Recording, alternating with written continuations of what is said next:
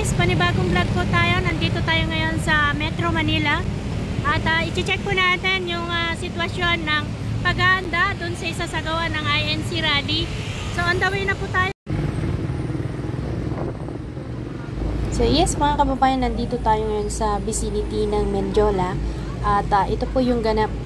So nakikita po natin dito may nagwe-welding ng bakal dito sa right side na kung saan ay ito yung may pumasok noon September 21 na kabataan, tinatawag nila na One Piece.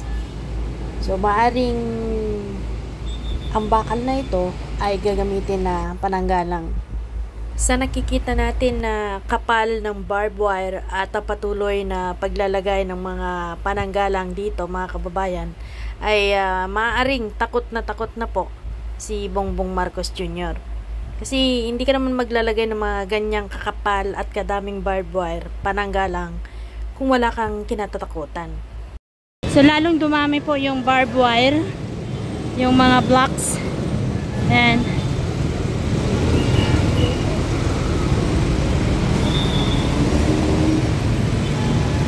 so malaki po, mas mataas po yung wine-welding nila ngayon na harang doon sa may gilid. Kasi doon pumasok yung mga kabataan nung September 21. Ito yung part na pinasukan ng mga kabataan ito.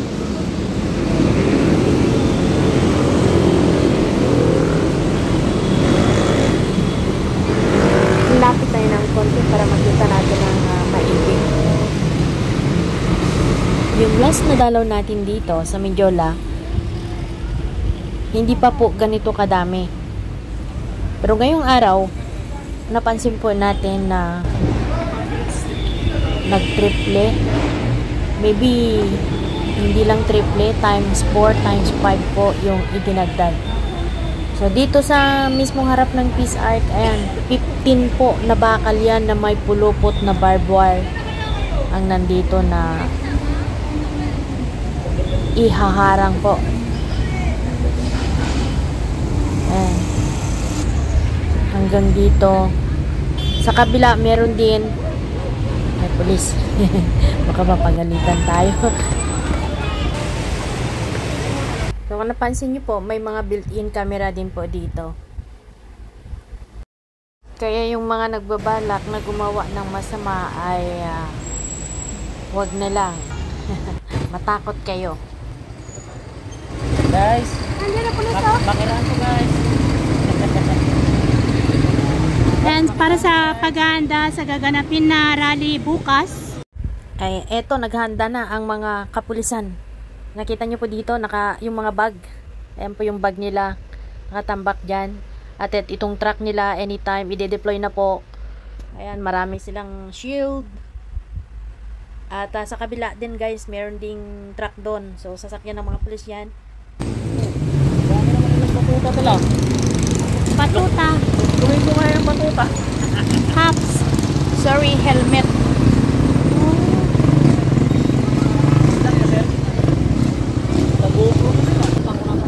So, itong bridge na kung saan malapit po sa pinaka-gate papasok sa Malacanang ay meron na ding nakabantay na mga pulis. Dito po mismo sa Ayala Bridge. Oh, may mga dala na silang container. Baka matugin. Oh, close. May na din po dito eh. Huwag mo kasi sabay sa mga malalaking truck. Ngayon sa Ayala Bridge. At ito po yung update natin mga kababayan, November 15.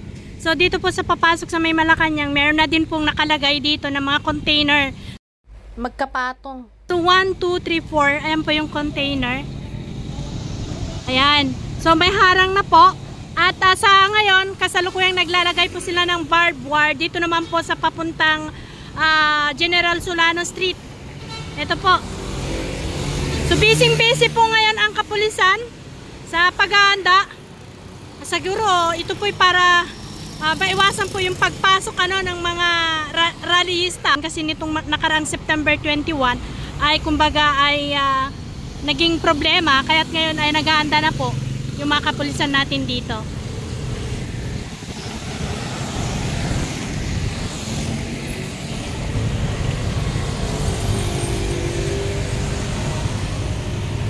At dito naman sa lagpas ng Ayala Bridge, makikita mo yung container nandito sa may gilid.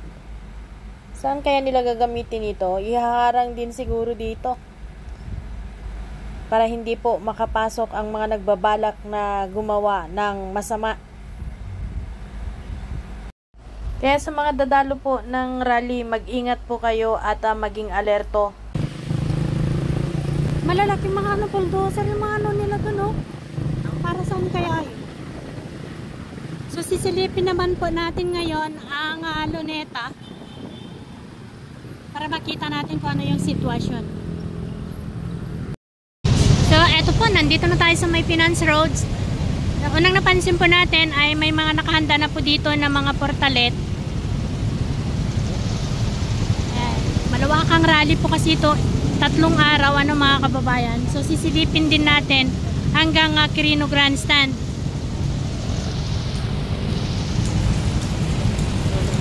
Ito po yung part na papunta na po ng Manila City Hall.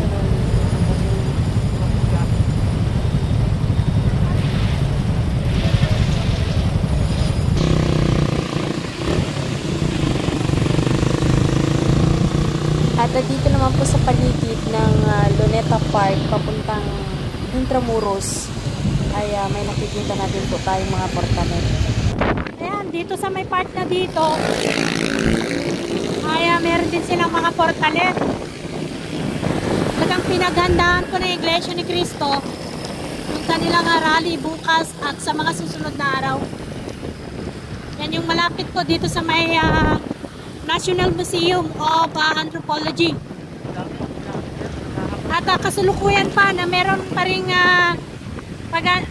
paghahakot. Ayan.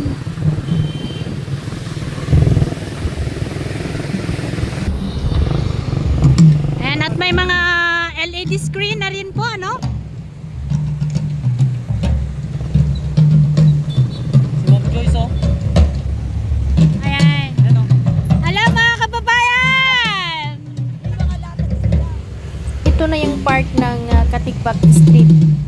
So meron din po sila dito inilagay na medical station, lost and found.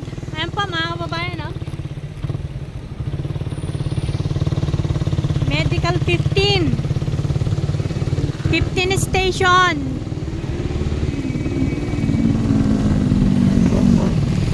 Ayan. Hindi na rin, oh. Expose the deeds of evil.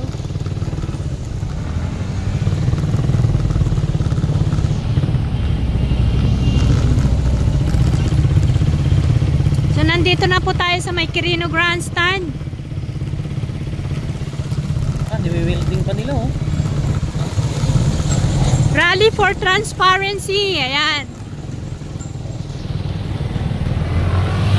Pera ng bayan, ibalik mga kurakot. INC is for Transparency, Accountability, and Justice. So ito po yung mga nakikita natin ngayon dito sa Quirino Grandstand.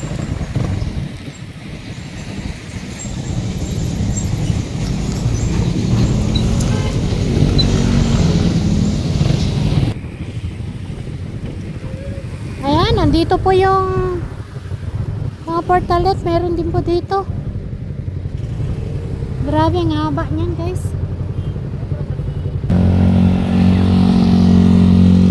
So sisilipin din natin yung pinaka-ground ng Quirino Grandstand.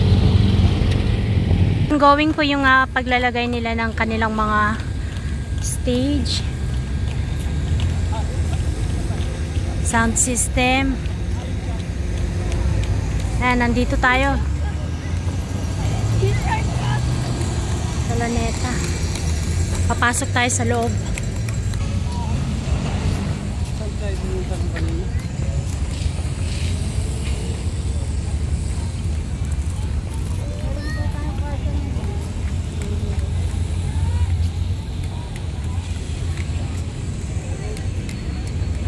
Ayan, nasa loob na po tayo ng Quirino Grandstand.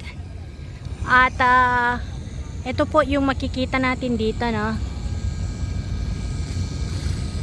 expose the deeds of evil. Ayan. Katulad po yung mga nakikita natin dito sa may Luneta Park, ay ganito din po yung mga nakakabit doon. Mga pinunong gahaman sumisira sa bayan. Kawikaan 29 verse 2 at 4. Ayan po yung mga nakikita natin dito.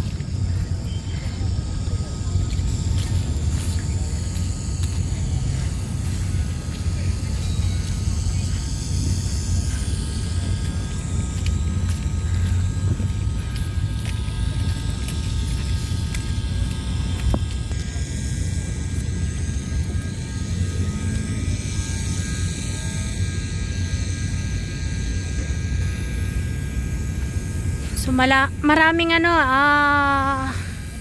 LED screen na nailagay na.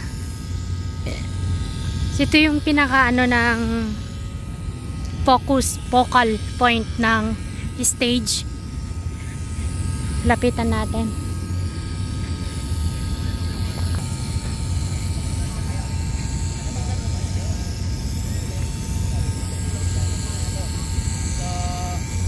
At dito na din po yung News 5. The story of Kinukuyog. So nakalagay na din po yung crane. Yung crane nila. Ito po yung pinaka stage.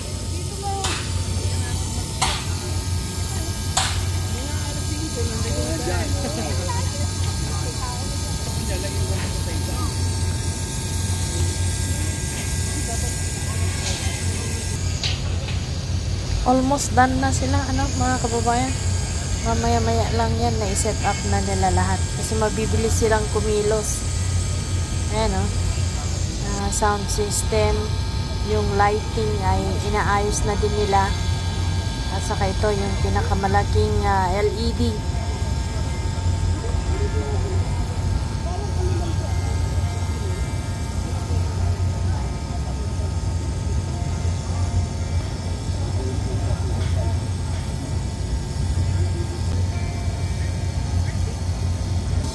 Yan, so maliban sa News 5, andito na rin po yung ABS-CBN.